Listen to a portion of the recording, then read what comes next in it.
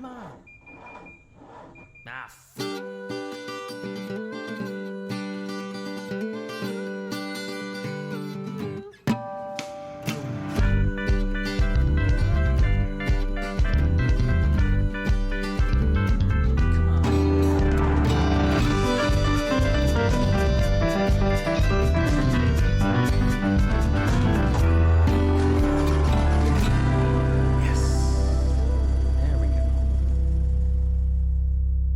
Hello and welcome to the only podcast produced by three two-time winners of IMSA's Spirit of the Race Award.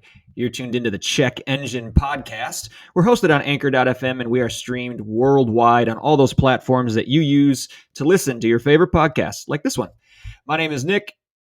Andrew and Tristan are here on the other ends of the line, as they are pretty much every time we record one of these things. What's going on, dudes? Oh, not too much. How you doing, man? I feel like we always talk about ourselves. How are you doing? But how is Nick doing? Nick is doing well. We just had an amazing dinner before we sat down to record. That was actually what we were talking about before we turned the microphones on and went live here, is that we had a turkey shepherd's pie, which was really good. And then the conversation immediately switched to, what's the name for someone who raises turkeys? Yes. Poulterer?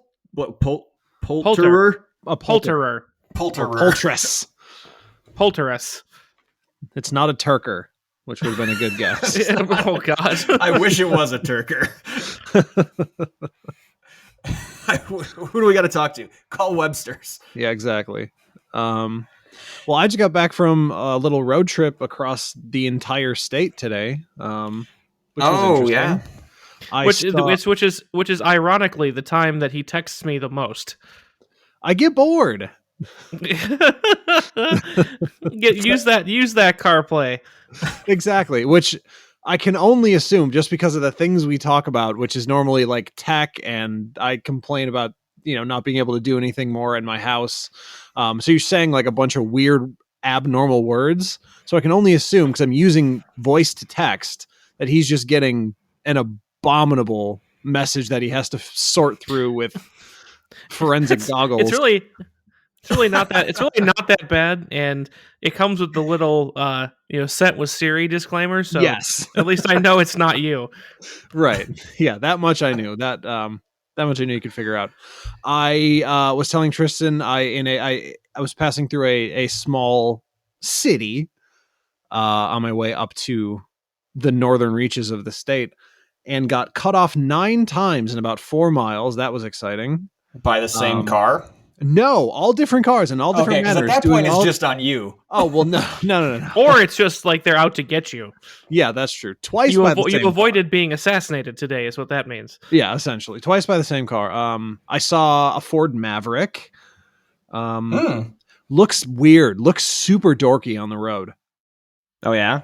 Yeah, it looks like someone smushed an old Colorado. Smoosh.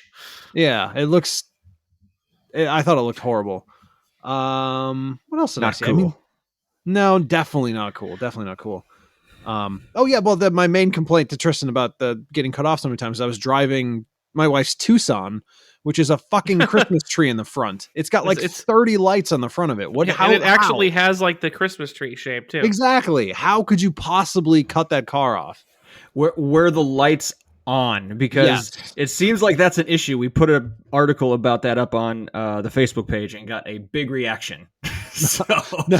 I saw two more people with lights off today. The good news is that, according to Andrew, when my low beams are on, it's like my high beams are on, and when my high beams are on, it causes immediate eye cancer.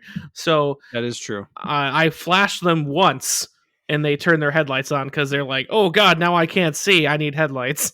Maybe that's the secret. I too, obviously, because I drove anywhere, ran into people not using their lights. Well, just because of the weather, it was on and off rain and yesterday, and then on and off snow today. Today. So half everyone wasn't driving with their headlights, but the thing that confused me the most about the headlights off thing that was not mentioned in that article, I think, and this is probably just because of the distribution of like colors of car that people buy, but I think that the majority of the people who drive with their headlights off drive pavement colored cars, silver or gray.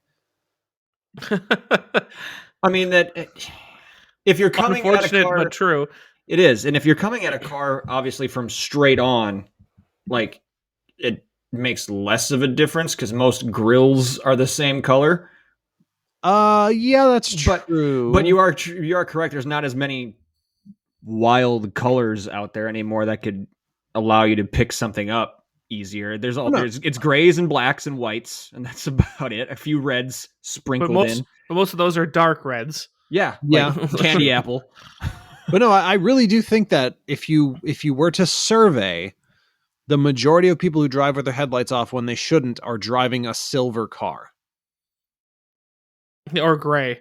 And I think that's just by default because that's what most of the cars out there are now. I know. I just think they're especially prone. I remember distinctly saying that to my dad a few times, like driving through rain or like fog and seeing a silver SUV with no lights on. I'm like, and you're also blending in with the atmosphere right now. Like, how dumb can you be? Yeah. You're rain colored. Yeah. Horrible. Just appalling. You're driving a storm colored SUV with no lights on in a storm. I'm trying to think if I don't really think I saw anything else that exciting on. Well, I mean, it was 10 hours of driving, so you'd think you'd see something interesting. But aside from the Maverick, that was really like the only interesting car I saw.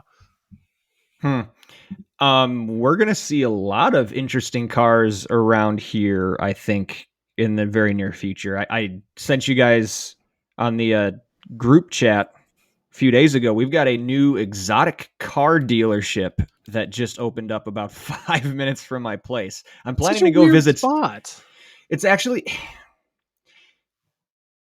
when you think of it out in what they call lake country out here, with all the big houses, all the doctors and lawyers and business execs in their $1 million houses on the water, there actually is a somewhat decent market potential here. It just depends on how much of those people actually care about cars versus like getting their kick-ass wakeboard boats. Or are they like boat people? Boat people, okay. Or I was wondering, are they massively overestimating the ability of Milwaukee to become a desirable sports destination?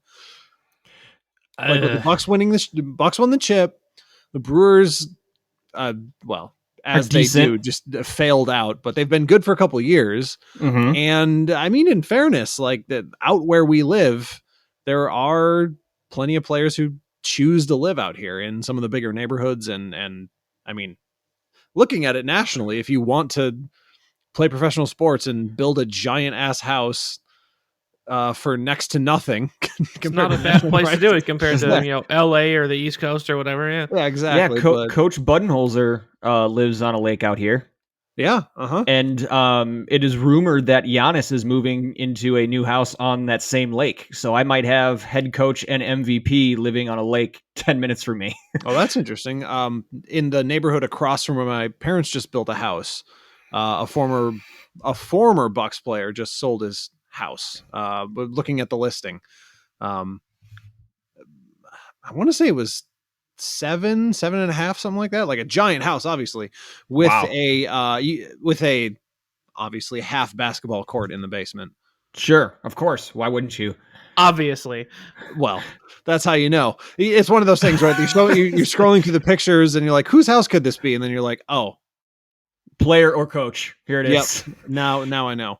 But for those reasons, the market out here might be okay. And then also just the actual physical location of the business is a really good one. I suppose which is weird why there's been kind of a cycle of different businesses that have gone through there. It's been a boat dealership. It's been an auto body shop. It used to be just like one of those 2-star used car dealerships. 2-star. Was it the one that used to be like Apple Automotive or whatever?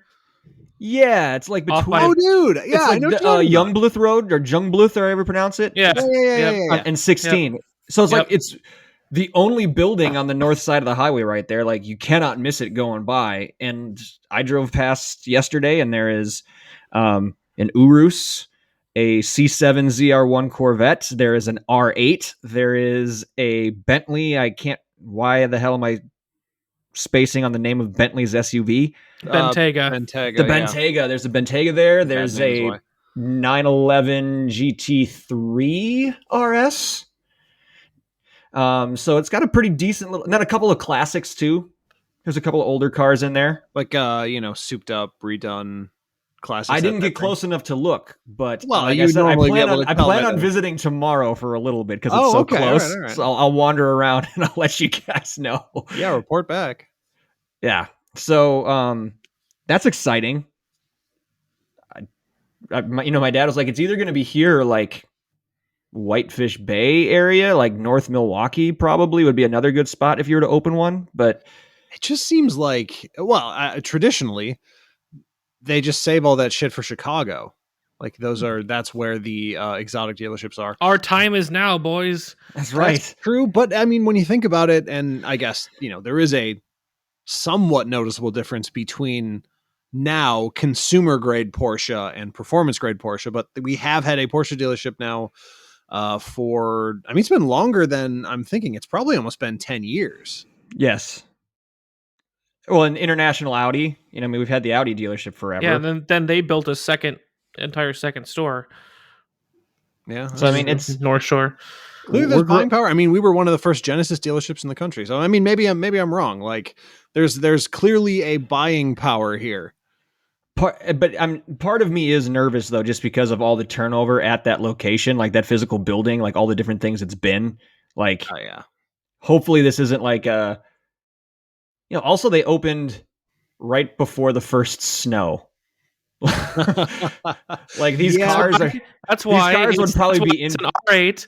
Yeah, it's R8, an Urus, and a Bentayga. I mean, they're good to go. Mm-hmm. So yeah, maybe they were outsmarting us there, but it's like, man, wouldn't you want to open this in spring to give yourself the entire summer to try to move some hardware? But well, I guess maybe this is the way to do it, right? You open, you put stuff out there while it can be seen, then you have kind of spread the word, or I don't know, do these people like go to fancy functions or loan cars out for gala events, which kind of happen in the winter sometimes, and then when spring comes around, you already have the groundwork in for people to actually come in or know you exist. I don't know. Yeah, maybe that's one of the things I plan on asking them is like, is this just strictly sales, or are you renting out? Like, if someone needs it for like a photo shoot or something, like, would you rent one of these out? Like that's true. Or maybe they're just rental. I mean, who the hell knows? Maybe they are just rental. Pick up the fellas for a bachelor party and roll up in an Urus. I mean, that'd be tight. I'd be into that. Okay. Which one would you choose? The Urus or the Bentayga for like a bachelor party at Mobile? Urus, without question. I mean, unless we're going golfing, I feel like rolling up to a golf course in a Bentley might be a little bit better. Yeah, no, it's just so ugly. Like, it's the ugly vehicle. It is. It's funny because it's kind of like that was my initial impression, but then I remember it's not a Rolls-Royce Cullinan. Mm. Yeah, that's true. It could always be worse. I mean, they both have that like. There's that thing where people with that stereotypical thing where people with money stop caring about appearance at a certain level, you know what I mean? And so they buy gaudy shit just because they're kind of bored with life. I think both of those cars have that feeling. Yeah. But yeah, I'm really excited to go wander around tomorrow. I mean, the lot's not that big. I can be in and out in a half hour, so it'd be cool. Sounds like he's gonna rob the place, but yeah. I mean, that ZR1 is the Check Engine Podcast Orange. Like, it is the car that I had put in other episodes as the one I would want. I mean, so yeah, if you're just cool come in and be like, I'll give you a Focus and $200. What'll that You're get cool me? with not really having a Corvette and just having, I mean, I really don't really know what it is. Sort of like a Mustang, I guess, you know? Yeah, that must be it. Yeah. Anyways. Anywho, do we want to actually just, I mean, we're kind of already doing it, but basically what we're going to do this episode is try to catch up on all of different newsworthy things in the world of cars and motorsport that have happened since we took our little hiatus there in the fall. So last time with our Halloween special, we talked about kind of the personal stuff that kept us from recording, but now it's, hey, since we last saw you guys, what's all happened? So we're going to give reaction and roundup and just kind of discuss stuff that we thought was interesting. So that was one of the things. We got a new exotic car shop out here. You guys have another noteworthy item we want to start with? Yeah, man, let's see how we can talk about this. Did you guys see the the Megan the Stallion thing at F1? Yes. No. It sounds like I should be glad. It's hard for me to even want to talk about this because I think the whole thing is really dumb, and I think it got noticeably dumber with the reaction. So the internet always makes it worse. Makes everything worse. But I watched it happen. Like, I was watching on TV when it happened. It was the grid walk. You explain. You can probably explain it best because you know more. I haven't seen it, and maybe some of our listeners haven't either. So please elaborate. Yeah. So Formula One, actually, this could lead into another story. I was actually for Saturday for qualifying. I was actually in Austin for the F1 race, for the F1 weekend, which was so cool. We'll get into that later. But to Andrew's point, on Sunday when the cars are on the grid, the Sky Sports reporter, Martin Brundle, this was the first time he's been able to do one since COVID hit, but it is a tradition for him to do what they call a grid walk. So last 10 minutes before the drivers hop in the cars, before the race start, he walks up and down. He'll grab a driver or a team principal, or in this case, you know, if he sees a celebrity on the grid, ask a quick question or two, just a single camera follows him around, and it's like a three-minute segment. So he was doing that. It was going well. He talked to Chris Bosch, former NBA player. He talked to George Russell, one of the drivers, and then Megan the Stallion comes walking up, and she has an entourage of two or three, I'd say, bodyguards around her. Like 3, yeah. And he just walks up and says, you know, Megan, welcome to F1. And I think he asked some question about, like, you're known to freestyle rap. Could you freestyle a verse about Formula One for us, or something like that?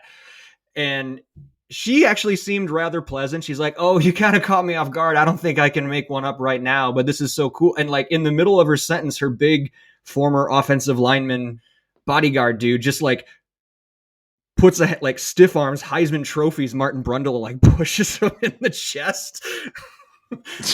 Yeah. Yep. And he like takes a step back and puts his hand up, and then like he then kind of holds his ground and like kind of follows him. And then another guy who looks like Draco Malfoy from Harry Potter. I don't know why he's a bodyguard. It's super true. For Megan the Stallion, like slides in and like into the microphone goes, "You can't do that." And Brundle goes, "Well, I can because I just did." I gotta say that really got buried in this whole thing. Brundle, absolutely. I think he did so great with it. I think overall, really, really good with it. Like, so yeah, that was the whole thing. Like one was like, what, you know, how much access should like the media have just to point a microphone, combined with Martin Brundle's a total boss and he handled it awesome, versus, you know, bodyguards are assholes and why do they even, you know, and it's just it's blown up into this whole thing. I feel like it was just on the bodyguards. Megan the Stallion seemed like she was more than willing to say a few words, Martin Brundle has been doing this for years. He's had every right to do it. So, and the fact that he told Draco, I can because I just did, was awesome. Right. I mean, but the thing that I really hated about it was what it got turned into on Twitter. And of course, for anyone listening to this podcast, never go on Twitter. Never use the website twitter.com. It is the fucking... Except to follow us. No, don't. Uninstall it, delete your account. I don't care. Get rid of Twitter. If Twitter disappeared immediately, the world would be improved 70%. I absolutely believe this in my heart of hearts. Delete Twitter. Get off it. Anyways, here's what happened on Twitter. It turned into, and I have no idea. I'm not tracking it down because I don't want to spend that much time on Twitter. But what happened was it got twisted into this thing where, oh my gosh, people are trying to gatekeep Megan Thee Stallion out of F1. It's like, okay, let me explain something. Megan Thee Stallion was at F1 because she has a marketing partnership with Cash App. Okay? Which is a major sponsor of Formula One. But it's just, all right. So first, that's the thing. All right. She was there with Red Bull because they have the cash sponsorship, together. Like they have a shared partnership. So she's not a fan of F1 necessarily, not that she can't like F1, blah, blah, blah, so on, so on and so forth. But she was put out there as this kind of representative of the everyman, like, oh, these people at F1, they want to gatekeep people out of Formula One. It's kind of like, well, no, it's just that like nothing really happened here. And yet, well, certainly nothing like gatekeeping. Right. And yet they were trying to interview her and incorporate her into this. Yeah, she was invited there and asked to do an interview on TV. That's the opposite of gatekeeping. I know, but I feel like what happened is someone somewhere in the Twitter universe wanted to make an argument about racism and there just wasn't one. So that it kind of like, gatekeeping. Yeah, what's the next thing? Gatekeeping, gaslighting. Like, let's just pick a name, right? Gaskeeping. Gatelighting. Exactly. Yeah, gatelighting. Episode title. It just really seemed like a bunch of people who maybe don't necessarily know the situation wanted to make it something it wasn't. And the thing that bothered me about it most is that the people that I was seeing this narrative from, that, oh, you can't gatekeep F1, are the people in the media who hold positions where their exclusive or primary source of primary contribution to like the media is providing trackside pit access because not everyone gets it. It's like, right. what are you talking about gatekeeping in this moment for? This is what you do. You are not gatekept. This is what you do as a profession. You're not the one to have this conversation. You're not the one to start it. What are you talking about? Yeah, I agree. I thought it was just, I watched, I chuckled. I'm like, man, I really thought that was the Draco Malfoy dude. And then I thought Brundle handled it great. And I went on with the rest of my day watching the race and doing other things. And then it just became this, yeah, like you said, Twitter just made it something it totally wasn't. Never go on Twitter, ever, for any purpose. It's just, and it's still going, by the way. It's still going because F1, as they would do in this situation, might have done the worst possible thing they could have done, and they started something that they're calling now the Brundle Clause. Oh my God, really? So that celebrities on the grid cannot have bodyguards anymore. Why would you do this? Why would anybody? This is what Twitter did this. Twitter fucking did this. Uninstall Twitter. Delete your account and never use it again. I hate Jack. I hate the name Jack. You heard the man. So Yeah, that happened. I was there in person the day before that. So I could talk about that a little bit because that was damn near an out of body experience. Yeah. Like it was so crazy. So I was going to go to Texas for research for work the Monday after the race. Like I was going to fly in Monday morning. A couple of the people that I was going to be researching with from my company said, hey, as long as you're coming in, we're hosting a customer event at the race. We've got an extra ticket for Saturday. Why don't you just fly in early and you can meet some of these people beforehand at the race? And they just kind of threw it out there like, hey, he's an extra body. They didn't know that I was like a massive motorsports fan. So obviously I jumped on this and we rented a trackside cabana. The company did. Basically just at the exit of turn 12. So Coda's got that super, super long back straightaway into that hard left-hander. We were driver's left just at the exit of that left-hander, looking into that entire stadium section. We had a little TV, we had a little wet bar, we had our own like waitress that could go to the actual bar to get us drinks. It was open bar. They brought in light lunch, like hot dogs and salad and stuff over the course of the day. So it was pretty pampered stuff. It was really cool. And I guess the only thing I can say is you have to go at some point, if you get a chance, experience Formula One in person. It looks like there's a tape on fast forward. It is like the car is so violent.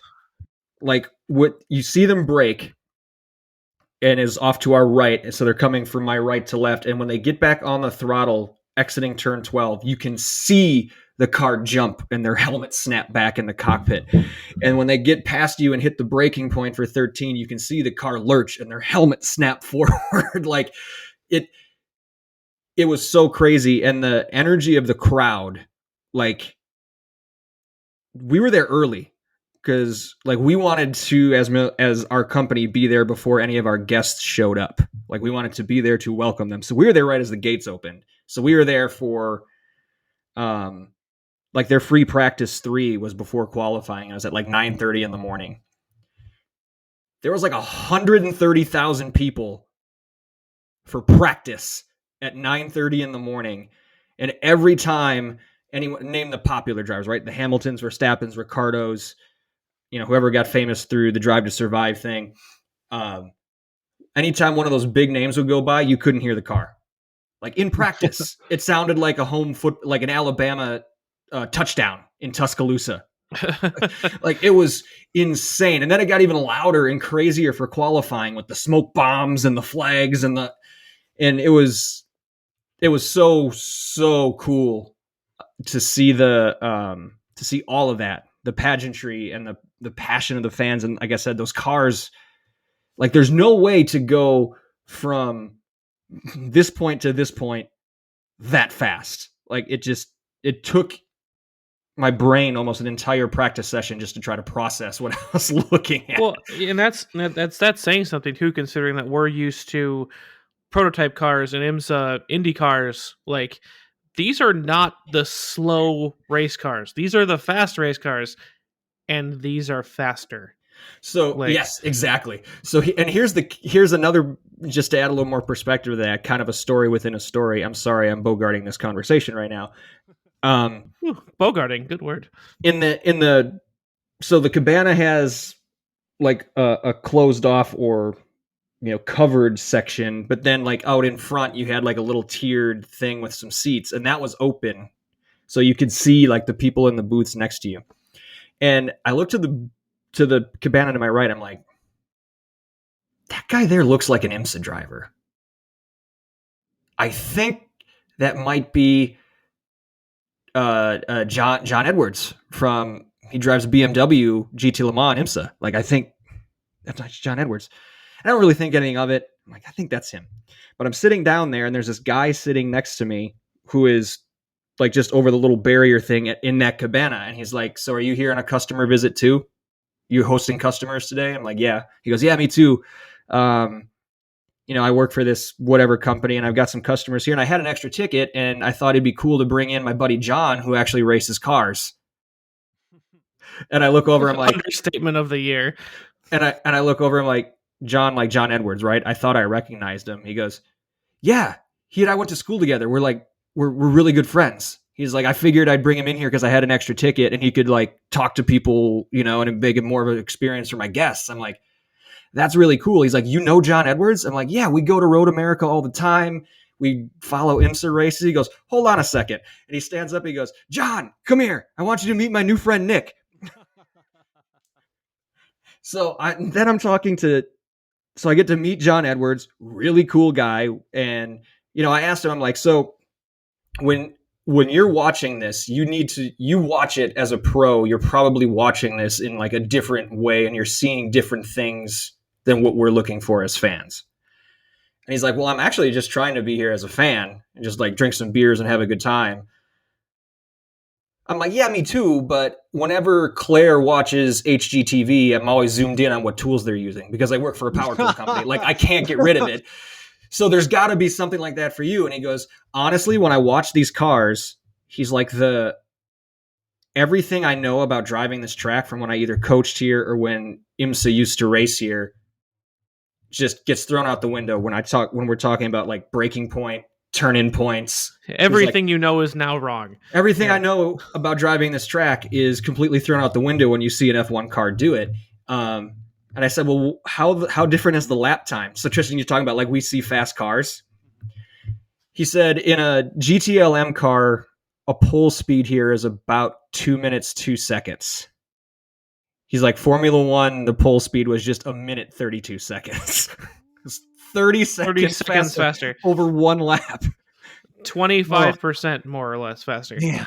It is just insane. So he was really cool. I told him about the podcast. I texted Tristan almost immediately after that and said, hit him up on Instagram because that's where he said to go. So hopefully he'll get back with us and we can put something together. But I don't want to get in too much trouble with him in case he decides to come on the podcast, but you can at least tell me no, man. Don't leave me on red, which is what he's doing. He's probably pretty busy. I know. I'm sure he's busy, but just NO, 2 letters is fine. I did ask him to. I'm dying of suspense. So, yeah, BMW had announced that LMDH program. Yes, and I asked him too, like, hey, when do you get to drive the prototype? Like when are they when will you know that you're going to drive the prototype? And he goes, to be honest with you, they're making it like a tryout. Oh, he's like they're just going to put everybody in it in a test and then pick who they want to drive it. Well, all right. Like, like even after all the years, he's like, yep, even after all the years I've driven for him. Well, I mean, it's kind of going to be their headline car. They got to put up the best showing, I guess. I mean, I think what you would want in a situation like that is, I guess, like a driver team of, like some young upstart, right? And then of course the driver who's been there forever. Mm-hmm. And I think you try to force that happening by doing like an open tryout, basically, Yeah. And I don't think John has anything to worry about. He's been very, very successful in the BMWs. He's won the Rolex 24 with them and stuff. So I think he's got a pretty good shot of making it in. And he came from like open wheels and prototype before he got that gig. So it's not like it's something completely foreign to him. So, but hey, John, thanks for the time. Thanks to your friend Oliver for introducing us. Y'all, any listener out there, even if you're not a big race fan, if you're gonna see a race, and this is coming from a guy who's a diehard IndyCar guy, just find a way to see one day at an F1 weekend. Just one before you die. It was awesome. So anywho, sounds great. I mean, sometimes you get those little like once in a lifetime experiences, sort of surprising or out of the blue, and that's always fun. Yeah, and it was a surprise, and it was kind of out of the blue. And here's logistically was a freaking nightmare because I'd already booked my trip, like flight and hotel and all that kind of stuff, based on just what I thought I was going to do the following week. So then I found out less than a week before that I needed to move my flight and everything up. So there were no hotels in Austin. Figured. The closest hotel was in San Antonio, hour away. Okay, I can deal with that. There were no rental cars in Austin or San Antonio. The closest rental car I could find was Houston. So I flew to Houston, grabbed my rental car, drove 3 hours to San Antonio to get to my hotel. Just so I can go to the track the next morning. So now in total, Nick has driven all the way from the top of Texas to Houston. Yeah. If you kind of piece all the pieces together. I've hit basically all the major cities west of El Paso in Texas now. I did Dallas, Austin, San Antonio, Houston. 3 of them in one trip. That was a surprisingly, it's just off topic, but it was a surprisingly beautiful drive, that Oklahoma into Texas, the hill country part. For a section. Yeah, like not the whole thing. And we almost died in Dallas Fort Worth, but that's, But like right around the border crossing going over the Red River was really nice. Yeah, that was surprisingly pretty. Anywho, I talked for a really long time there, so I'm going to give it back to you guys to share some things. Yeah, I had one thing I kind of want to talk about. We have made fun of on this podcast, coming and going, various electric vehicle makers. He always says we when he means me, by the way. No, we all have. 100%. I am on this bandwagon. Andrew, you're the head of the spear, but we're very close behind you. Yeah, thank you. I'm the fat part in the middle of the spearhead. But the suddenly for me it's become I'm kind of like, okay, now I kind of want to see them succeed. Rivian, is it because of the Tesla interior thing that Edmonds was saying? No, I don't care about that. They've mounted an incredibly charming meet and greet campaign in New York, and I really feel like they have walked a really interesting and fine line between the F-150 Lightning electric, hey, this is just a pickup truck, but it's electric, which is, sure, that's a thing, and then the Cybertruck, which isn't really anything. It's a big shiny gimmick. It's not anything useful or substantive at all. And then there's kind of it's now a triangle. It's like the F-150, the Cybertruck, and then there's the Hummer electric vehicle up here. What are you doing? Why does it cost that much? All that kind of stuff. But this thing starts at $73,000. Right. What are you talking about? I'm not saying that's why it's in the middle. How much does the Hummer go for? If it ever were to become real, I don't know actually. Yeah, because I don't have a number off the top of my head. All right, but it was initially oh my god, why would anything ever cost this? Yeah, the Hummer, the MSRP, $110,000 for a Hummer. Right. So it's in the middle there. It's kind of this weird triangle that in the middle of that diagram triangle is the Rivian, where it's more expensive but more interesting than the F-150. Less expensive, less off the wall, wacky than the Hummer, less expensive and more practical than the not real Cybertruck. You can't really, So now, kind of in this whole scheme of things, it's okay, I kind of want them to succeed out of all of these because they're, a good mix of the electric truck market. They kind of have a little bit of everything, and they have some really well thought out stuff for people who use their trucks. So it's, to me, it's like, okay, it's not like I'm going to ever buy one. I'm not going to spend that much money on a truck in general, much less, an electric truck.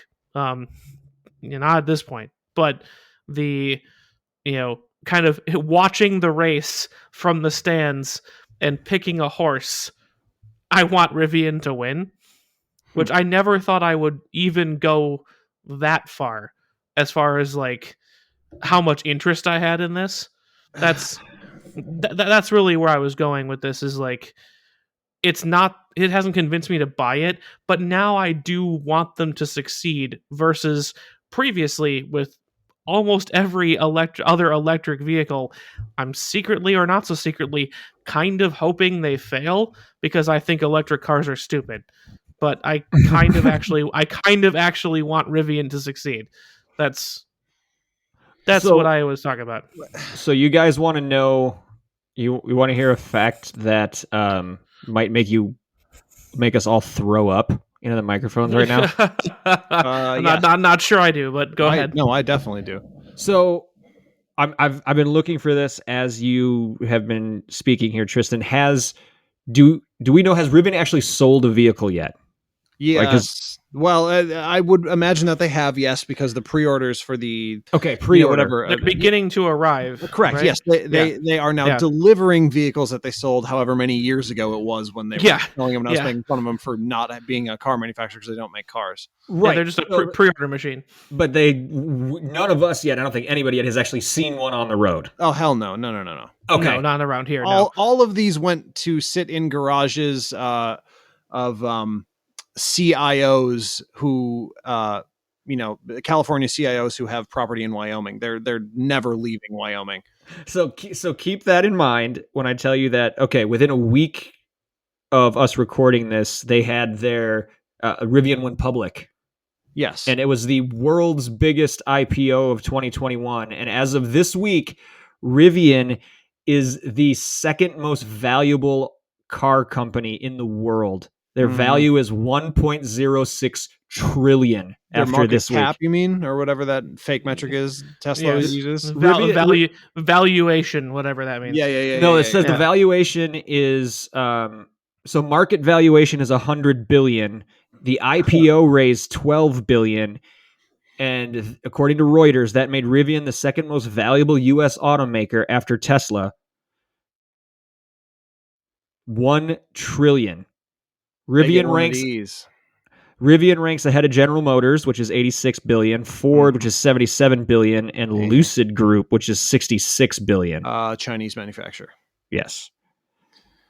And that is how you know that number is completely fake, because if it was real, Lucid would be kicking the ass of all those companies, simply based on part availability and the fact that they make electric cars in China. So, fake on all fronts. And anyways, Tristan, you're not dealing with the largest issue that Rivian has, of course. So everything you said is wrong because of this. They claim that their seating is a material called vegan leather. We've already discussed this. I know, but it has to be brought up again because they're now using it as a market, at the forefront of their fucking marketing push for the experience of this vehicle. The experience of this vehicle is 5 things. Would you like to know what they are? LTE and Wi-Fi, audio by Rivian Elevation, that's nothing, a panoramic roof, and PVC seating surfaces. Perforated. Well, I should fucking hope so. So you don't stick to them. It's plastic. That's the upside. Whatever, man. But it's an adventure vehicle. It should be plastic. Whatever, man. This is a Honda Element, and because you love the Honda Element, that's why you like this. No rebuttal? Honda Element. I don't like the Honda Element. Did they ever make the Honda Element with a bed? Then I might like that. Maybe they should. I'll call Honda. We know people at Honda. We'll make this happen. Get Eversley on the podcast. Let's go. Make me a renewed Honda Element on, like, what platform? Make it on the what's the name of the goddamn truck? Well, no, because they already have. They've got the Ridgeline that's the truck, and they have the Passport, not the Passport, the Pilot that's on that same platform. So you need to go. You need to go one smaller than that. You need like no. Here's what you do. The CRV platform or something. No, you do the Pilot Passport thing. One is the 3 rows of seats. One does not, but they're built on the same platform. You build it on the truck platform, but you make it not a crew cab. You make it just the dual cab because it's the elemental. See, not bad. It's not like I couldn't drive something called the Honda Element. I don't like the only current Honda Element in existence. But it's got plastic seating. You love that. And I have synthetic seats in mine. I can't really throw stones. They're pretty awesome. So. That's true. Actually, on the topic of Honda and or Acura, I have 2 major complaints about Acura. The first one is why I can't understand this quandary. So Acura is now releasing their extended performance line, right? SUVs and small cars and everything. They've basically revitalized that concept. And they've been doing this for about a year and maybe like a year and a half, but now it's really kind of ramped up because they actually are putting performance line vehicles on the lot. The Type S's. The Type S's. Thank you. And so this whole marketing campaign for Acura putting Type S's back on the lot is based around the fact that they've won a lot of races, which is true, but they are not, for whatever reason, and maybe it's because Honda tried and failed with this earlier, but they're not using any of their racing drivers. And I can't help but notice that a big problem or something they seem to have overlooked is that they actually have several pretty marketable racing driver personalities, and they also have someone employed who just happens to have a car Amazon show, and yet they're not using him in their commercials, even though he races and has raced for Acura and now races for Honda and has a show and a podcast and runs a racing league. And it's like, why the fuck are they not using Eversley in this pitch? Why would they not do that? What does he put? Worst case scenario, you don't know who he is, and he's just a personable guy selling me an Acura. Exactly. He's just a good pitchman. You know, best case scenario, it's like, oh, I know who that is. He's got this, and this. Yes. Like it's either really recognizable or better than neutral, which is all I've seen from an Acura commercial is average car commercial, average car campaign, and average car advertising campaign. 100%. And so, I just don't understand it. So if you follow him on social, he will retweet people who have sent him pictures and said, dang it, you talked me into one, and there's an Acura picture, a Civic picture, and his caption is always, hello, selling cars over here. So say he's not enough. Say he's not the guy you want. Let's look in your Honda roster and figure out who could pitch a car. Well, someone named Castro Neves just happened to win his 4th Indy 500 this year in a Honda, and is running Acuras actually this weekend at the Petit Le Mans IMSA race. There's a guy who is everybody's favorite villain in IndyCar, Alex Rossi, happens to be in a Honda, and his good buddy, the People's Champ James Hinchcliffe, who runs Honda. Like, how deep do you want us to go here? I'm so on board with this, Andrew. I'm so happy you brought this up. It's just insane to me. But I mean, specifically with Eversley, he's tied into the media. He does successful social media campaigns where he drives, an Acura across the country or across half of the country, and it's just like what are they missing? What are they not? They do give him the car. Yeah, for that they do give him the car. There's at least that much. Well, I know, but then why would you not include that in your, I get that you may want to pitch the serious aspect of Acura, right? But there's absolutely no reason why you couldn't take a personality like Eversley and do your serious driver commercial and then do the commercial where he's the driver and the pit crew and the, like a bunch of Eversleys in the stands, right? You know what I mean? Like the funny one, and then that, and then there's just no reason why you couldn't even just throw up a picture of all the Honda and Acura racing personalities and just scroll through them. And then it's just like, what are they doing? Why do they want to pitch seemingly to the people who would know who all of these drivers are and know? Why do they want to pitch to the people that are not going to care about the commercial they've made, essentially, right? It seems like they want to pitch to people who like racing in cars, but maybe I'm misinterpreting that. Maybe they don't want to pitch to them, and the people that they want to pitch to are the people who I currently see driving Acuras, and that makes me not want to drive an Acura because they don't know about racing, even though they should, and they're in the Type S. You know what I mean? Yeah. Yes. And I was, one of the things I wanted to bring to our news article, we can segue / combine this. I am going to, real quick, Tristan, I am going to text Eversley when we get done here and tell him that if he ends up getting an Acura commercial, he owes us a finder's fee. That's true. We'll take a percentage. We'll take a percentage. The prototype for the new Integra was revealed just recently. Like today or yesterday? No, last night. Oh God, when was it? The article I read was published 16 hours ago. So yes. it was not that long ago. So call it this morning. Yeah, let's call it that in general. And I don't know what to think. Looks like shit. Because I don't love the way it looks. I wouldn't go as strong as Andrew says, where it looks like shit. I don't think it looks like. I'll tell you why when you're done. Excuse me. I don't think it looks like much, but I don't think it looks like shit.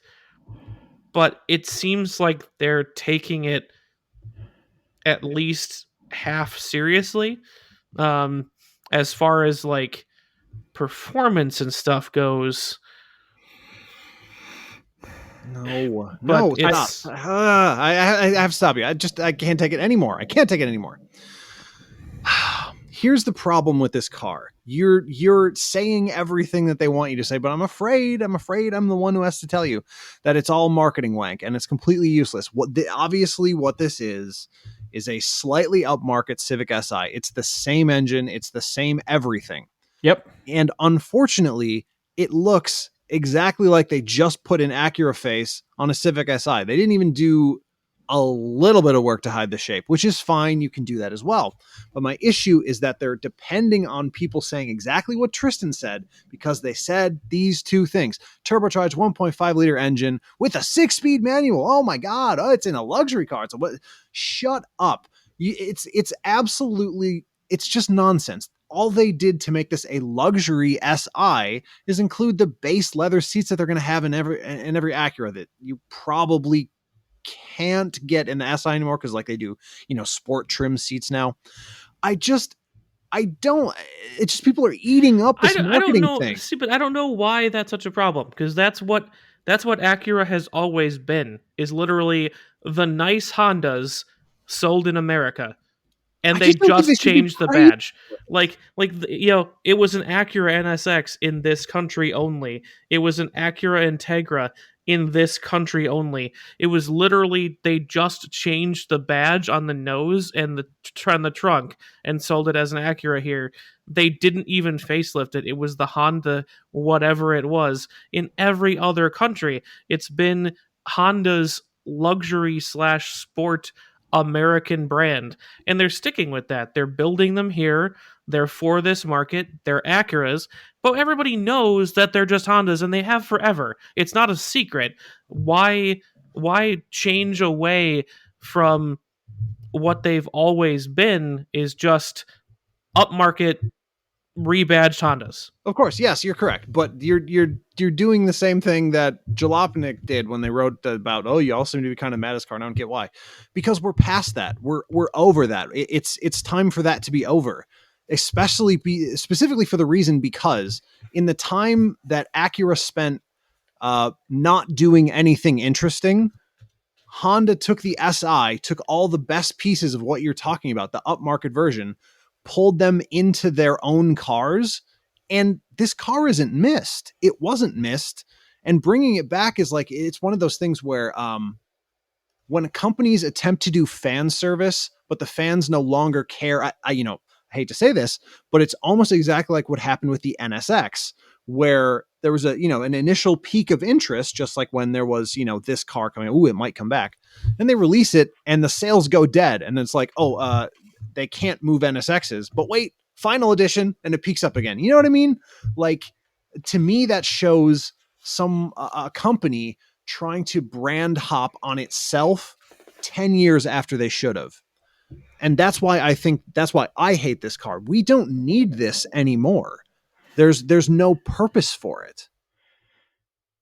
I think they should have just released it as a Type S. I don't even think there should be a base model. I mean, maybe. Like if you're going to bring back the Integra and you're going to bring back some Mystique, because that name in its heyday, whenever that was, late 80s, early 90s, whatever it was. About 94. Yeah, sure. Early to mid 90s, right? Like, it held some weight. Like, that was like, oh, an Integra. Like, that's something that kind of, it stuck with you. And if you want that to happen again, don't put a 1.5 liter in it. Like, but that's the SI engine. Like, that was always the SI engine. But let's make it a Type S. Just release it as the Integra Type S. Why does there just need to be a base Integra? Why can't it just be a Type S? I'm not mad at that, but I think I mean, this is kind of how you launch a performance brand, I think, or at least a smaller car. It's hard to not use the word down market right now. What I'm trying to point out is that if you look at the way Hyundai launched the N brand, N line, they started with the turbocharged 1.6 and like the Veloster and stuff, and then expanded from there, right? You have to have a base platform, a car that more people will buy in order to sell the halo. And I think that's what's going on here. And that existed with the original one. It was the regular Integra, and then it was the Type R then, right? The old one. I think that's what springs to mind. I think so. I think Type R or Type S. It's one of those. I'm pretty sure. That's always the one that like people are like, oh, you got that one. That's the special one. But they sold a bunch of the regular ones too. Right. And I mean, I don't know. I'm so, you're probably right in that my reaction's a little insane, but I'm just so insanely cynical about brands. When I see brands trying to cash in on things that they really, really missed the boat on. And I just feel like this is one of those, So do you feel it's 10 years too late? At a minimum. When did they stop making the Integra? When was the... Oh God. Yeah, because that only puts it at like 15 years. Is that enough time to bring back nostalgia? No. Of course it's not. But of course it isn't. What you have to remember is that right now we're in the most idiotic rose-tinted glasses era of all time. Everything is in vogue right now. 60s, 70s, 80s, 90s, the first goddamn decade of the 2000s. We're doing 50 years of nostalgia at the same time right now. That actually is true. They're remaking things from early 2000s already. Well, guys, you're going to be mad when I tell you that they're making Integras in 2001. See? Yeah, I knew that. I mean, was that the last year they made them? Yeah, I forgot that they did this. So sorry. Oh, God, it's even worse than that. 06. So 15 years. Oh my God. Oh, I would argue that they haven't missed the boat yet. It's still too early. Yeah, maybe that's what we're feeling on the inside. I don't know. It just feels very cynical to me. You know what I mean? Like, you guys wanted the Integra back. Here's what you get: a facelifted SI, and fuck you, it still has a manual transmission. It's like you couldn't throw together a wet clutch paddle shifter thing for this Acura. You couldn't be fucked to give me one of those. No, okay, great. Stop making cars with manuals. Can we be done with that now? No. Save the manual. I have the shirt. No, oh it's God, fine. he's literally wearing the shirt. No, it's fine. It's Save fine the to manual. not. Why can't we have both? Why can't we have manuals and paddles, CVTs? Because that's not how manufacturing works anymore. Yeah, I know. But a guy can. But You know what?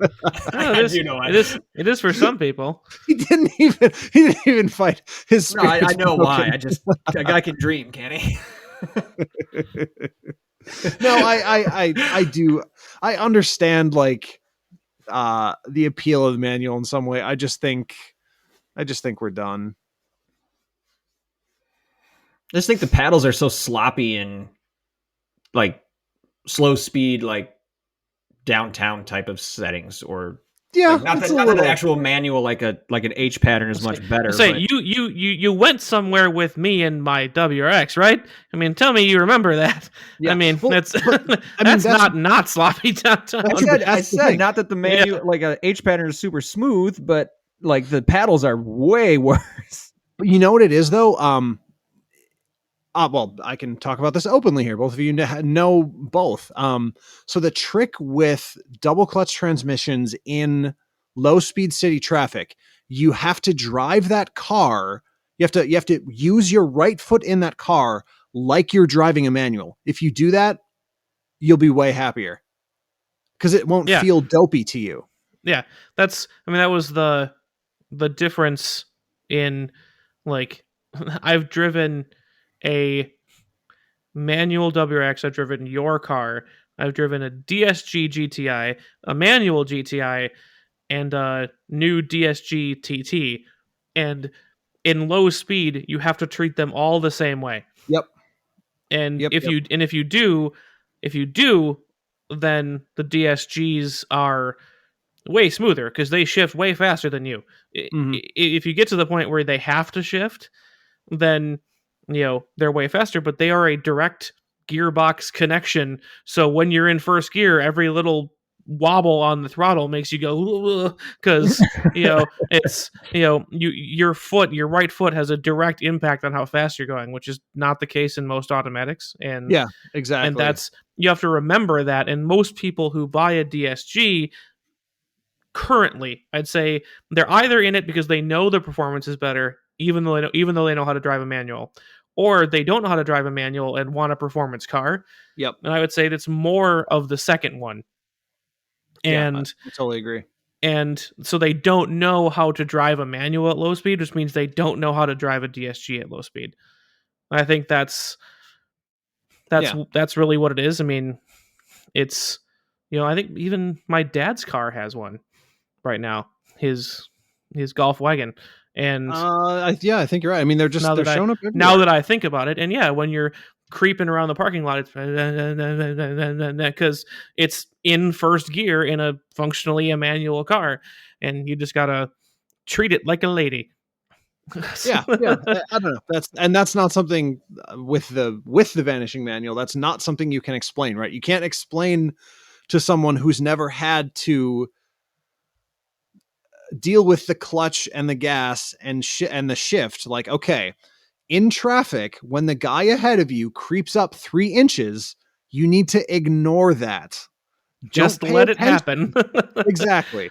You can't, like, every little thing that you do, and obviously once you have that feeling in your body, that clutch gas feeling, and then you drive a double clutch, you can feel the mechanics doing that. You know what I mean? Like, it's already, even though you're not doing it, your body, your brain, your muscle memory is like, wait, I know how to deal with this.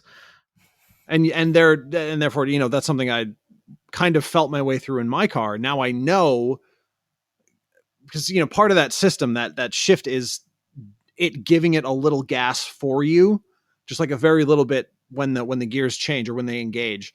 And like, you have to kind of let it do its own thing in really slow traffic for just a couple seconds before you actually like put the throttle on in a way that is meaningful.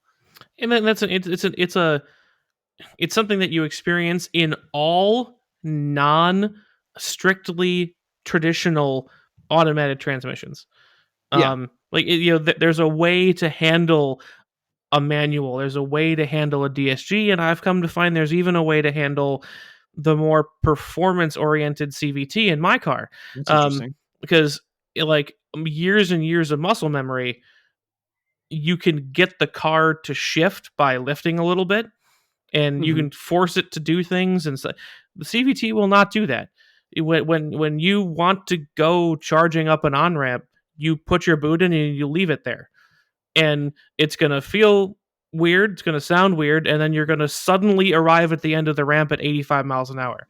Just let it do its thing, and it's something that we have to enlighten ourselves, move on from the age of mushy, terrible 4-speed automatic transmissions, and let these very clever machines do their thing, and they will reward you with surprising amounts of fun if you just let them do their thing. That's people always complain that these transmissions are not fun, and I will argue that one of my favorite things now that I've lived with it is charging up an on ramp in my Outback, because you get to listen to the best engine note all the way from the bottom of the ramp to the top.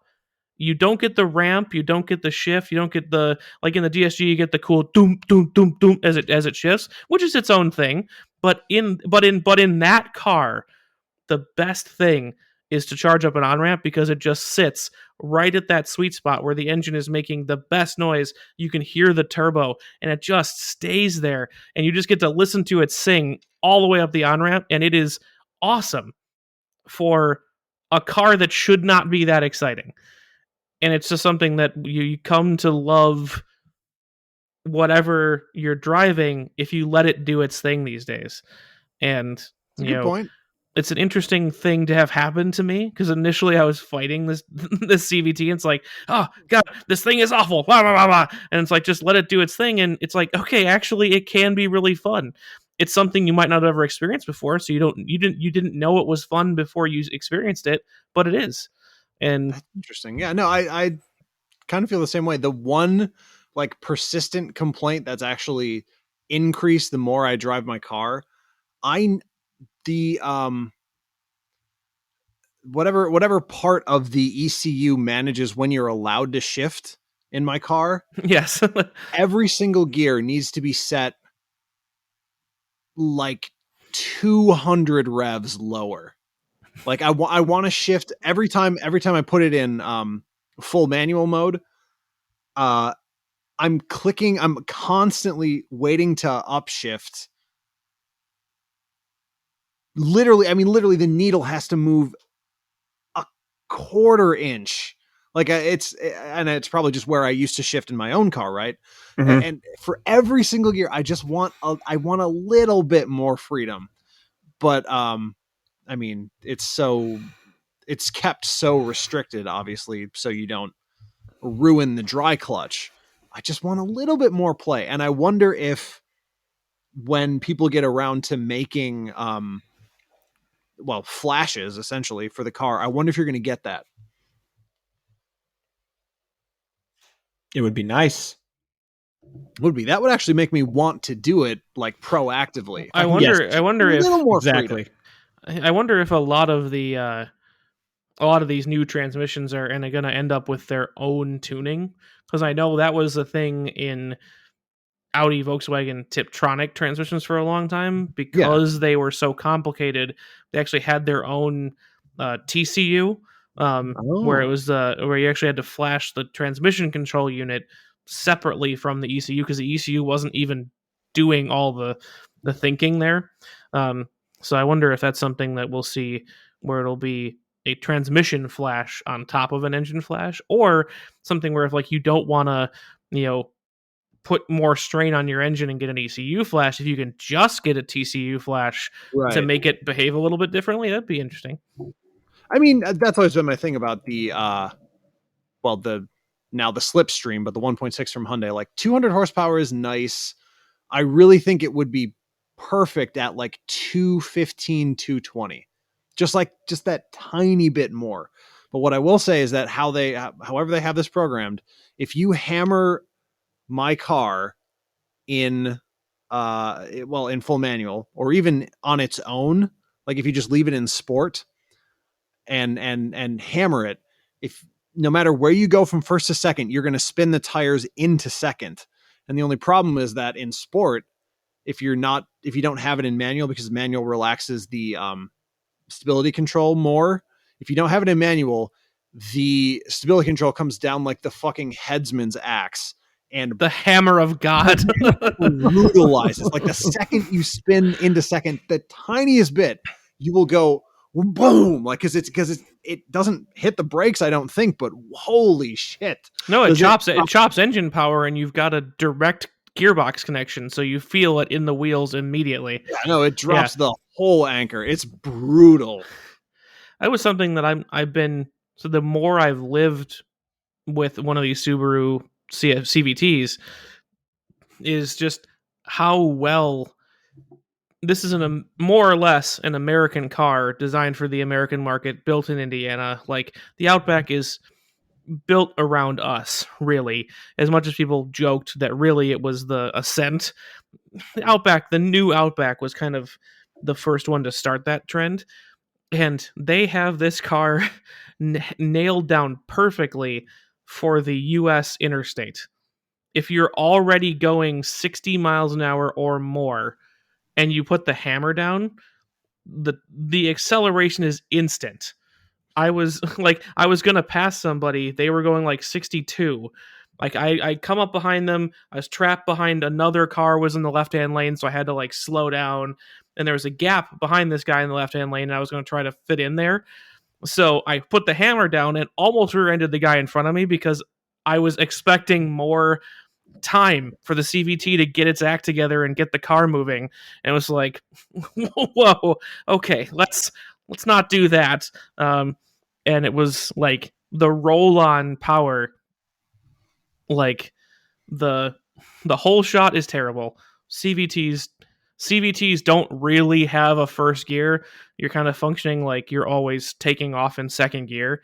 So the whole shot is terrible, but the roll-on on the freeway is astonishing. And it's something that I've become more and more, not that I would often choose a CVT as my transmission of choice, but you okay there? Yeah, I'm good. He did that well.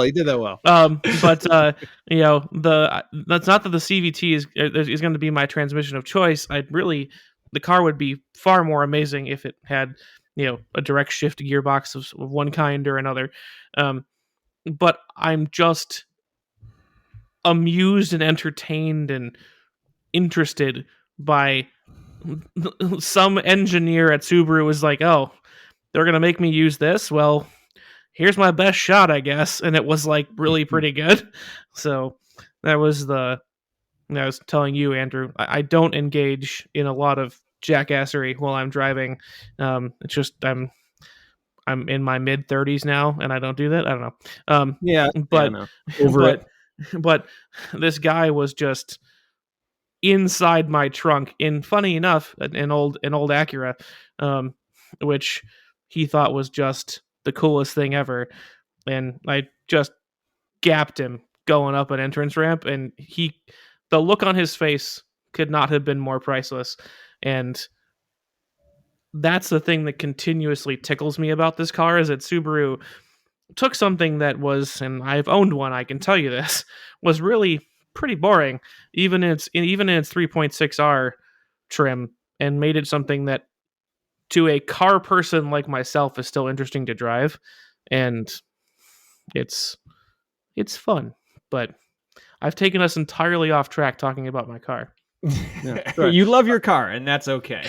I was just poking around and seeing what kind of tuning options are available.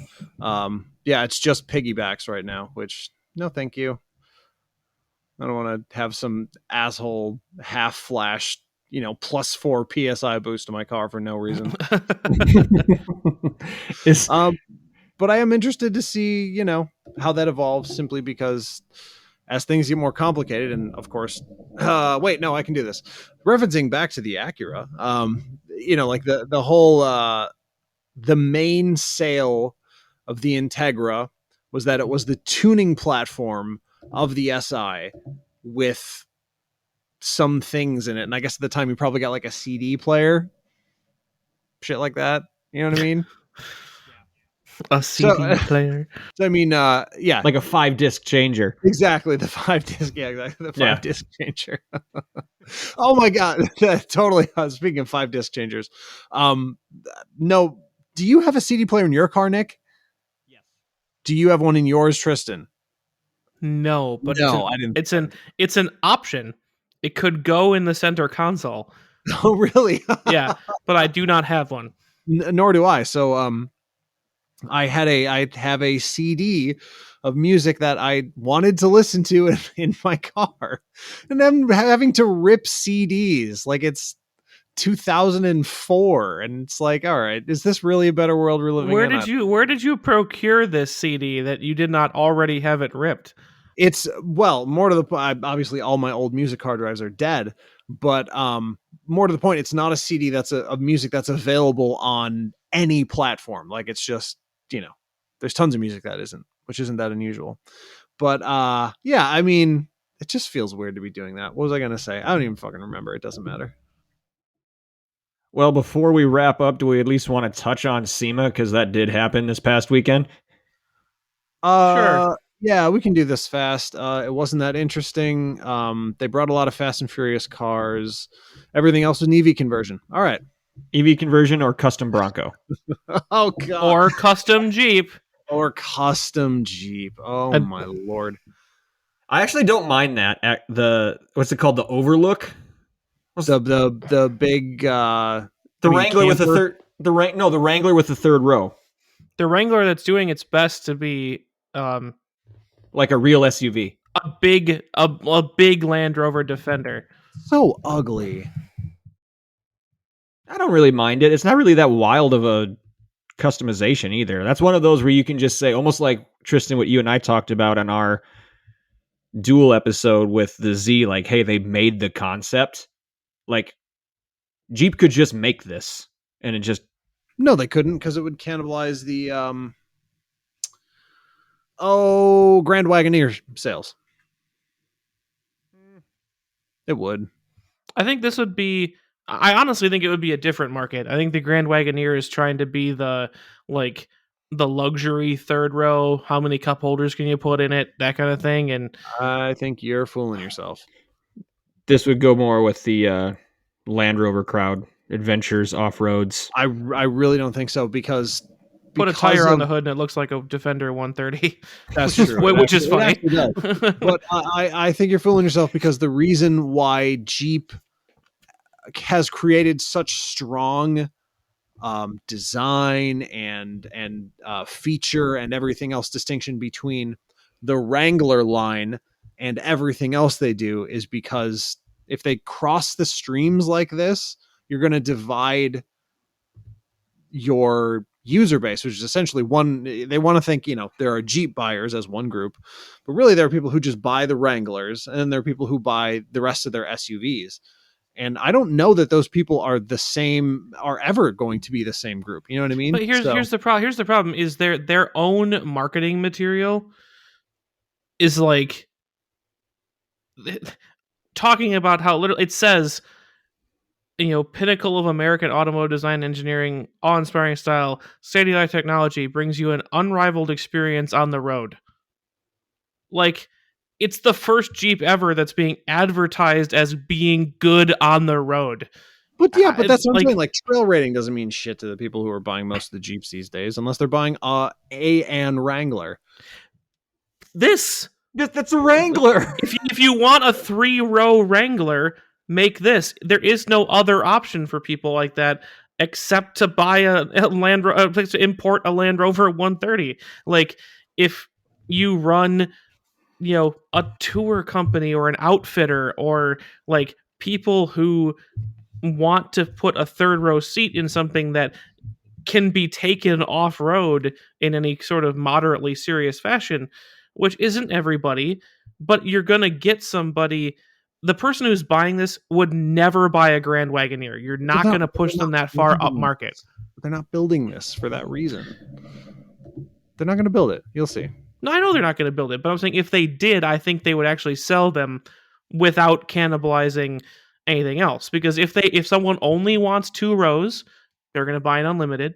If someone wants something luxurious that will cost, tens of thousands of dollars more than this, they get a Grand Wagoneer.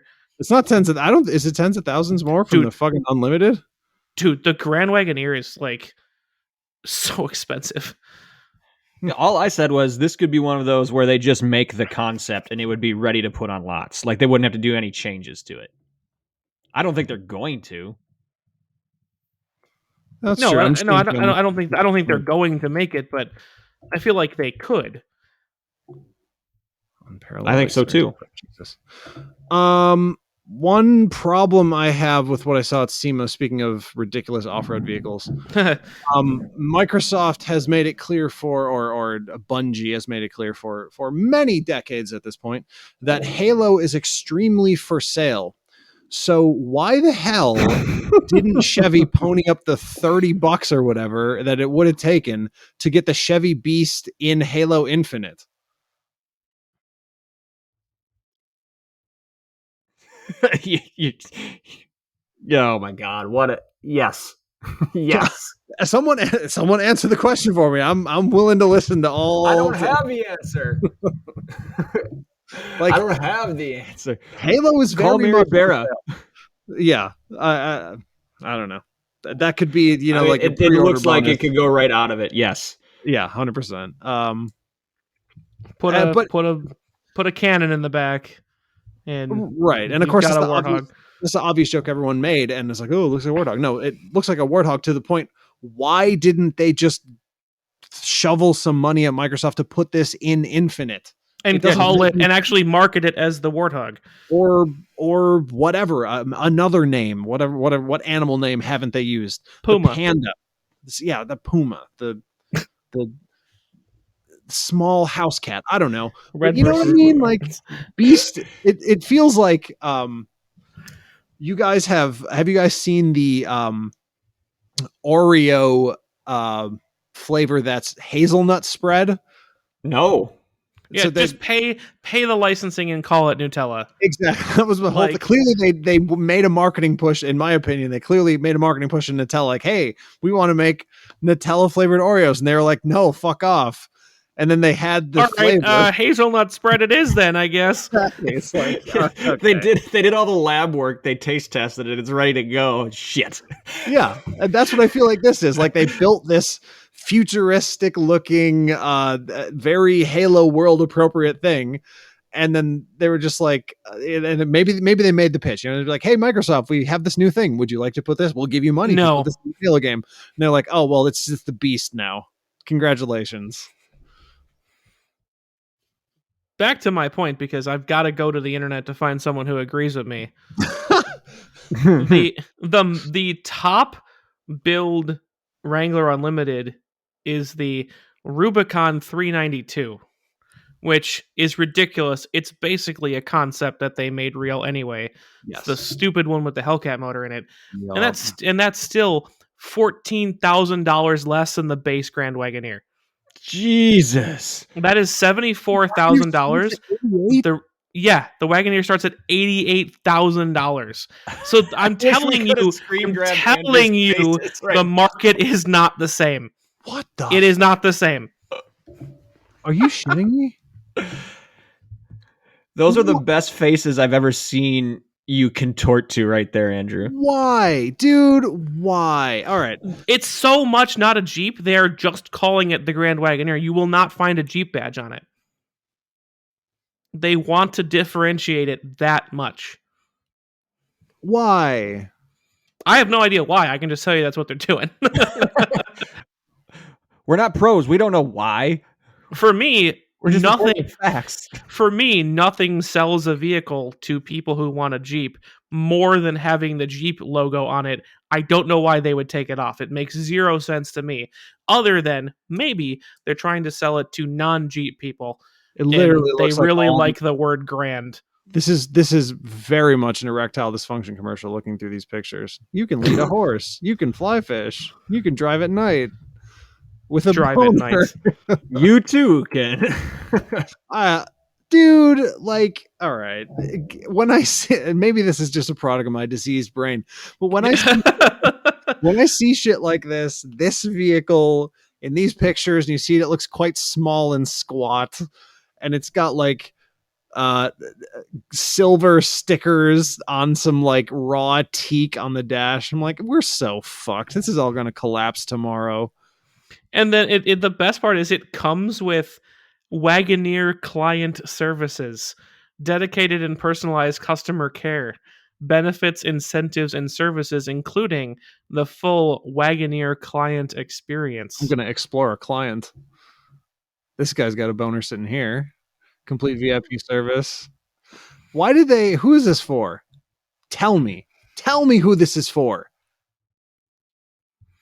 I don't know. Rich people who don't want to buy a Telluride. Okay, but you don't need to be that rich to buy a Telluride. That they don't want. They want to be less. They want to be fancier. So this is like they really like the Telluride, but they're like, I can't be seen driving that. I need something that costs $90,000. Yeah, but tell me something that this has that the Telluride doesn't, besides the price tag. Raw teak, non-vegan leather. Non-vegan leather. It's just leather. No surprise, it's actually made of meat and not skin. So they cows fed with other cows. They just sit on a New York strip. Yeah, they managed to turn actual beef into seating material and not beef hide. Interesting. I like it. Non-vegan leather. Hold on, I'm going to put the Wagoneer client services page in the chat right now. And you tell me if you just made everything lightly generic, just lorem ipsum for all the text and, removed any mention to vehicles, just scroll down this page and tell me if you have any idea what this page would be for. It looks like a bank to me. This looks like a bank webpage. Or you took away the Wagoneer logo and stuff? Yep, just made all the text generic and made removed any specific references to Wagoneer vehicle. So you left like shopping tools, you know what I mean? Care when you need it. Certified, your ambassadors. It's just like, what is this? I would almost say it's like Life Alert for rich people. If you Life Alert, okay. If you take the car stuff out. I'd buy that. Yep. It is funny, though, they're advertising at the bottom that with your new car delivery, you get a full tank of gas and a washed car. Oh, thanks. When upon vehicle delivery and when serviced. I also get that with my Outback that cost a third as much. Thank God. It's like advertising for the tires. I think that's what we were going to say, the tired. No, it's also that. It's the retired and also the tired. We're so screwed, you guys. $88,000 for this. We're doomed. We're so I almost don't care how nice it is. It could be the best car in the world, but they've ruined it. Yep. It could actually be worth $90,000. It could be worth more, and it's a great deal. I can't, and I like Jeep stuff. That's true. That's very true. We were going to talk about SEMA, but we didn't. Well, we did. We touched on SEMA, and then we went off on a tangent. That's fine. Does anybody want to talk about any of the dumb builds that were at SEMA? No. The thing is, it's the same as it has been every year. You've got electric conversions, overland, and compensatory truck builds. He's right, yeah, I mean, I'm just looking here. Stop doing rat rod shit. Stop doing World War II imagery on your cars. Stop putting EV guts in a 57 Bel Air. Yes, that should be a crime. That should just be punishable. Could I put electric guts or a Barracuda? in my No, early Cuda. in my early 2000s Bolero kit car. Yes. Yeah, Yeah, sure. I suppose you Okay, can do good. As long as you drive it straight to a dump. that. Straight off a cliff with you inside it. Oh damn it! I actually thought of a car that would be a weird and interesting EV conversion, and I'm sure someone's done it. But why wouldn't someone do it to a Volkswagen thing?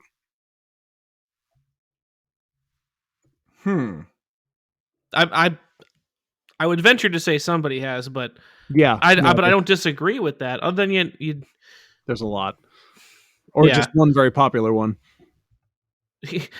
there's a ton of them. Wait, these are all the same color. Maybe it's just one. Well, no, I was looking at videos. Okay, all right. So here's how popular it is. There's a kit, Oh, Hey, that was $7.5 last week. grand,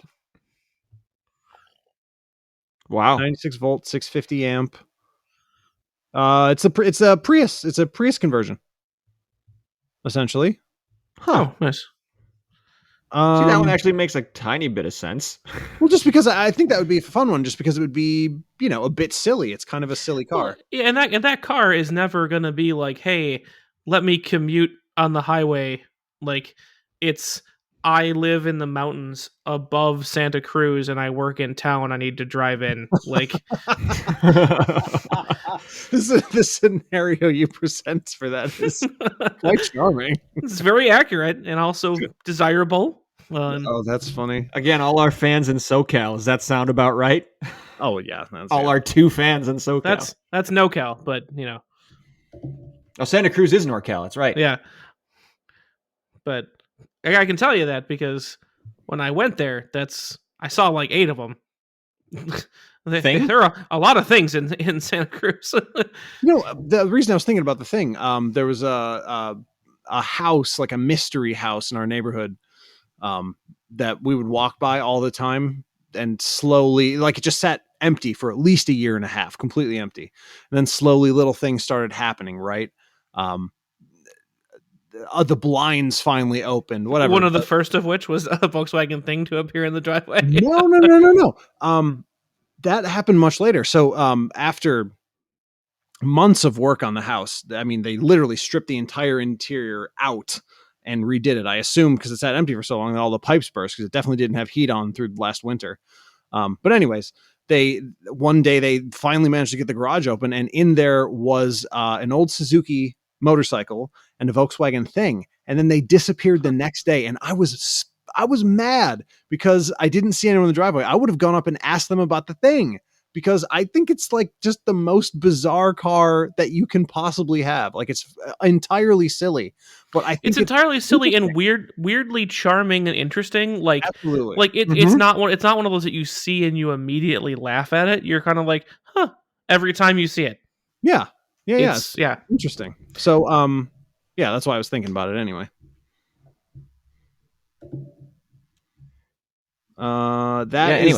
Nothing was that interesting at SEMA. Nope. No. The only thing that I do like is because of like stuff we were talking about last week, like with kit cars and hobbyists and stuff, is I like it when companies just in general around SEMA or not develop crate motors.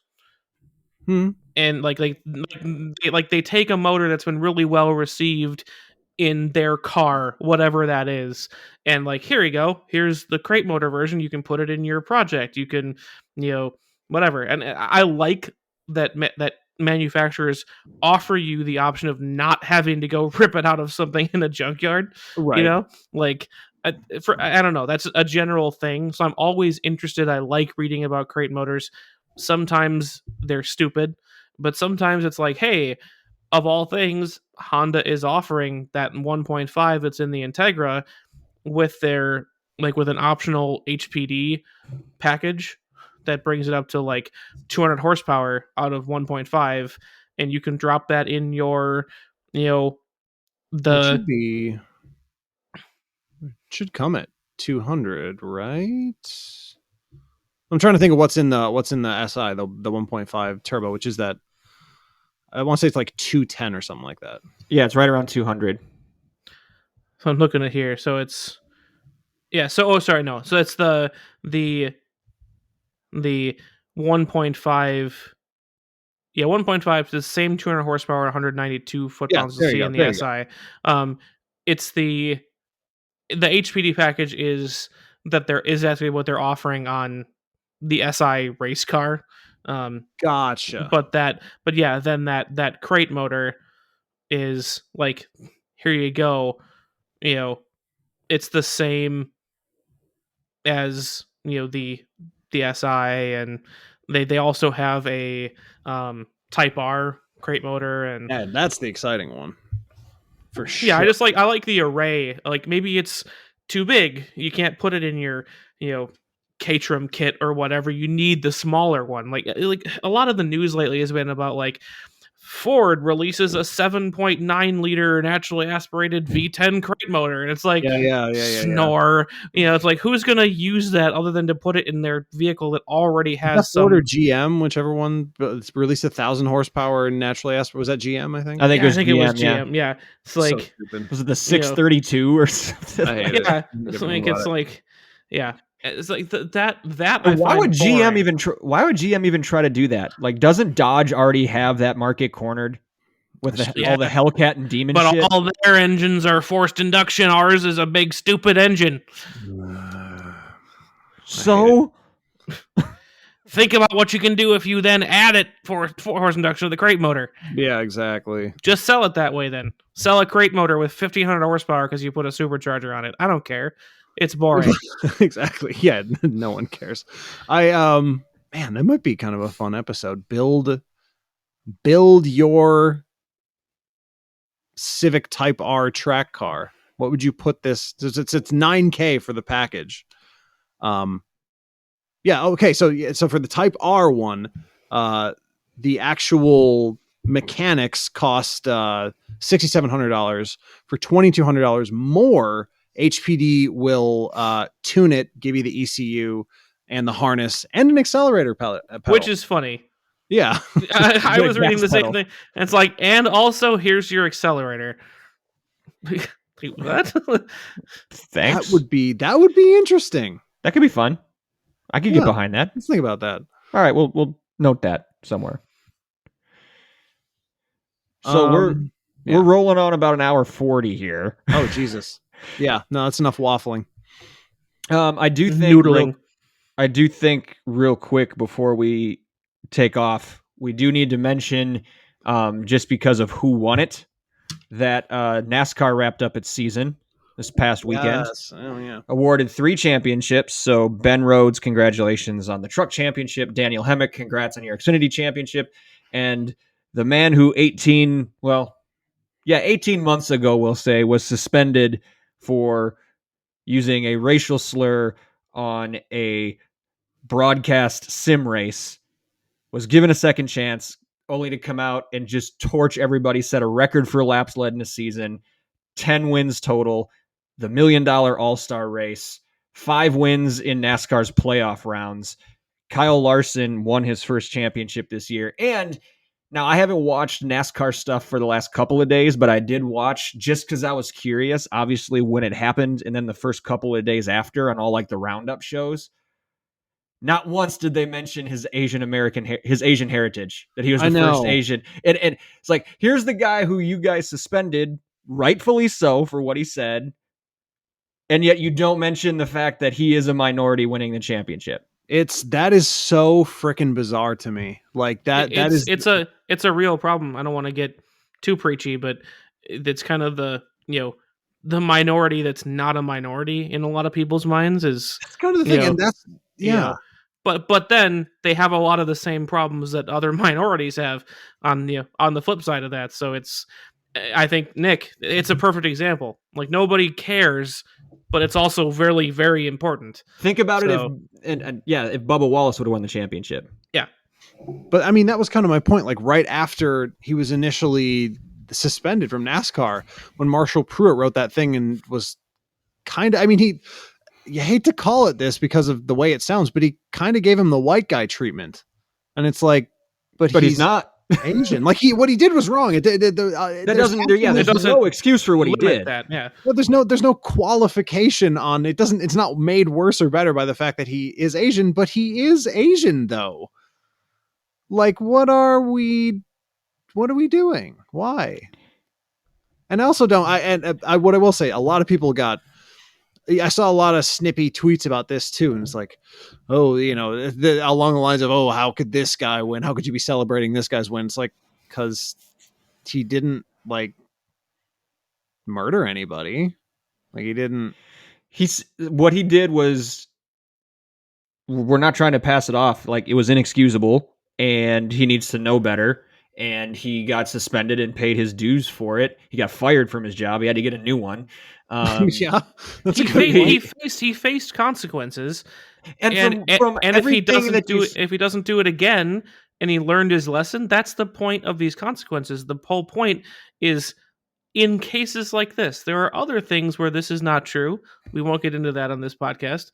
There are some things where you deserve to be punished forever. Yes. And this is not one of those things. This is one of those things where you can make a mistake, learn better, and become a better person after that, after you've been punished. Exactly. And I honestly think this was just a momentary lapse in judgment for him last year. Like, if you listen to any sort of interview or anything with him before and even after, he's a soft-spoken, genuinely nice human being. Like, he made a mistake. Cool, he paid for it. And let's get back to the racetrack. Like, he had one of the... I mentioned all the stats for NASCAR. Oh, by the way, he also raced 90 dirt races this year during the week in between, and he won 30 of those. He won 40 races in a calendar year in different types of cars. I believe that qualifies him for immediate induction into the NASCAR Hall of Fame. Yeah, absolutely. NASCAR he won more Hall races of Famer, than half the people in there.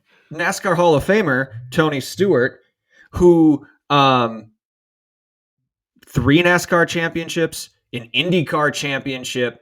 Like, he's one of those guys who drove everything. Actually came out and said Kyle Larson is the best race car driver I've ever seen. Wow. Damn. How old is he? He's a young kid, 28, right? 29? Oh, he's a little older. So he's just not for NASCAR. Like, he's got a good 15 years left. Yes. He's got a good... He's not in his prime yet. That's the scary thing. For NASCAR, you got to be mid-30s before you're like really in your prime. Well, that's where this naturally leads for me, right? I mean, how long do we have to do this? And I asked that question fully understanding the fact that there absolutely is a massive group of people, and some of them happen to work in media, who literally will never let Kyle Larson be anything other than a kid who said the gamer word. They just won't allow it. And that's their right. They can feel that way about it. But it's he doesn't deserve it. And he's also a champion. He's a kid who said the gamer word once, but he's also a champion in the most popular racing series in the country. So right, and so deal with it. And he's also the only Asian champion in NASCAR history. And no one say anything about the fact that it's so hard to talk about this specific point without it making it seem like you're trying to start like a race war almost, but it's like, in the year of Stop Asian Hate, this is the reaction to this series of events. Okay. All right. That's the way you want to play it. But anyway, on a lighter note, guys, Eversley is in on the Acura campaign. Oh, perfect. Good. He's live texting him. Yeah, he's in. I said, recording episode, Andrew just tried to start a campaign to make you the new pitchman on Acura commercials. If you get that gig, we'll send you an address for our finder's fee. He said, I am in. Perfect. There you go. Excellent. What a pro. He's a pro's pro. Totally. All right, let's get out of here, huh? Yeah. We've been keeping you too long. So before we get out of here, let's just remind you real quick on how to get a hold of us. We're not going to go through our usual spiel because we're already running behind. So find us on Facebook at Check Engine Podcast. Don't worry about Twitter because we need to have Twitter removed from everyone's consciousness. Deleted. But it is at Check Engine Pod if you still happen to be in that hell.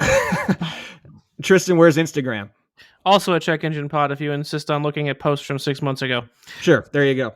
So get in touch with us on social media, on any platform you listen to us on, whether, wherever that is, leave us a review, preferably a good one. Hit that subscribe button. It's free. You'll get notified of any new content we put out. If you're really into what we're doing, would like to support us monetarily, you can either go to patreon.com/checkenginepodcast or find the support button at anchor.fm/checkenginepodcast. We don't keep any of that money. Every cent donated goes back into making this podcast a better experience for you, and or maybe creating new merchandise with our friends at Styled Aesthetic. Potential hint, hint. Thank you in advance for all of that. Who or what are we thanking before we get out of here, gentlemen? I am going to do something unusual and retract any imaginable thanks or kind wishes that every customer support representative for every company has ever received. I've just had a really horrible week where every support person I've talked to has been the most unhelpful. So I would like to unthank all of them. You haven't talked to Claire, have you? No, I have not. She would give you a fantastic customer experience. Boy, I could really use one of those. Just everyone in the tech field, then. Let's limit it. There you go. Tech field. That's good. Let's not include all the people who are innocent in this scenario, but everyone in customer service and tech field, you are unthanked. There you go. Tier 1. Specifically the tier 1 people. I'm getting mad. For 130 episodes or whatever right now, I don't think we've ever unthanked anybody. That's a first. Yeah, I think it is a first. I'm over here scrambling to try to think if I have anybody to unthank.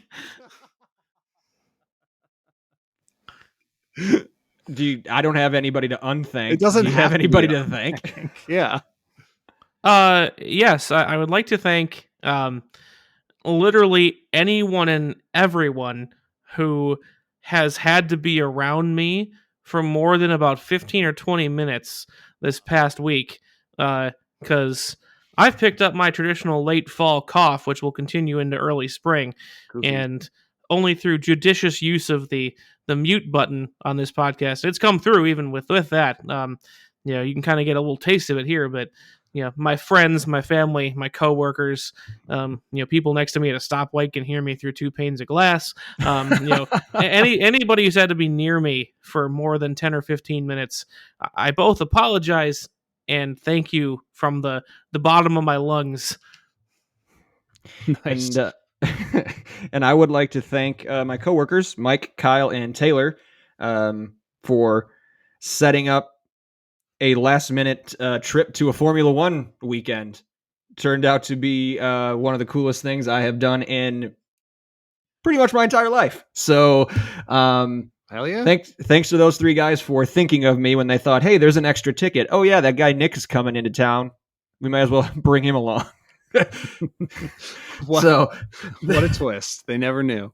They never knew. So, thanks to those 3, and thanks as always to you listeners. For your continued support. We love hearing from you. We love recording this for you, and we cannot wait to speak to you again. Until we do, take care.